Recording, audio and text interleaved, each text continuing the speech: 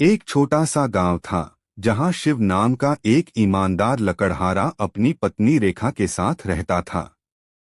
शिव दिन भर कड़ी मेहनत करता, लकड़ी काटता, लेकिन उसकी कमाई इतनी कम थी कि कभी कभी रात को भूखे पेट सोना पड़ता। ऊपर से कड़ाके की ठंड ने गांव को अपनी चपेट में ले लिया था। रेखा, आज बहुत ठंड है। शरीर कांप रहा है, पर काम तो करना ही होगा। आप अपना ख्याल रखिएगा। ये लीजिए, थोड़ा गर्म पानी पी लीजिए।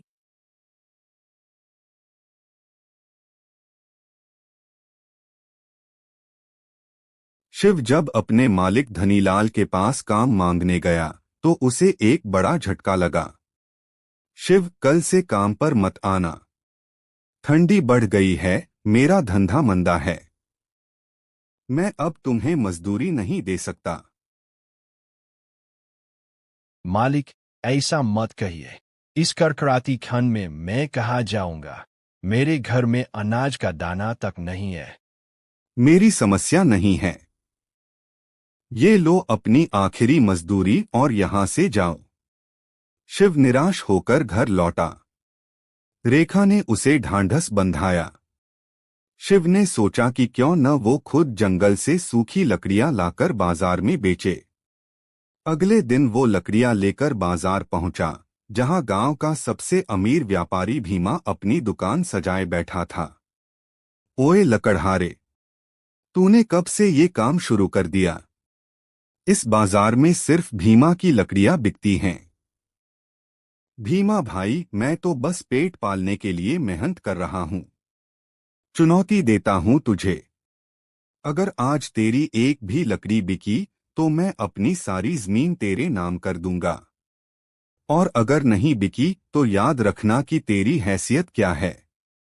भीमा के खौफ की वजह से पूरे दिन शिव की एक भी लकड़ी नहीं बिकी। वो खाली हाथ घर लौटा। दिन बीतते गए। ठंड इतनी बढ़ी कि रेखा की तबीयत बिगड़ गई। उसे बहुत तेज बुखार था और घर में दवा के लिए एक पैसा भी नहीं था। हार मानकर शिव को उसी भीमा के पास जाना पड़ा जिससे उसने दुश्मनी मोल ली थी। भीमा भाई, मेरी पत्नी मर रही है। मुझे कुछ पैसे उधार दे दो, मैं तुम्हारी गुलामी करूंगा। ठीक है, मैं पैसे दूंगा, लेकिन आज से तू मेरा बंधुआ मजदूर है। तुझे रात के अंधेरे में जंगल के सबसे खतरनाक हिस्से से लकड़ियां काटकर लानी होंगी। शिव ने रेखा की जान बचाने के लिए शर्त मान ली। वह दिन भर भीमा के लिए काम करता और रात को जंगल जाता। एक रात जब शिव जंगल में लकड़ी काट रहा था, उसने देखा कि भीमा और वही पुराना मालिक धनीलाल चुपके से बातें कर रहे हैं। भीमा, ये चंदन की लकड़ियां शहर पहुंचते ही हमें मालामाल कर देंगी। किसी को पता भी नहीं चलेगा कि इन गरीबों से हम स्मगलिंग करवा रहे हैं। हाँ, और अगर कोई पकड़ा गया तो ये मजदूर फंसेंगे, हम नहीं। शिव मन में, हे भगवान, ये लोग हमसे चंदन की तस्करी करवा रहे हैं। ये तो पाप है। मुझे गांव वालों को सच बताना होगा।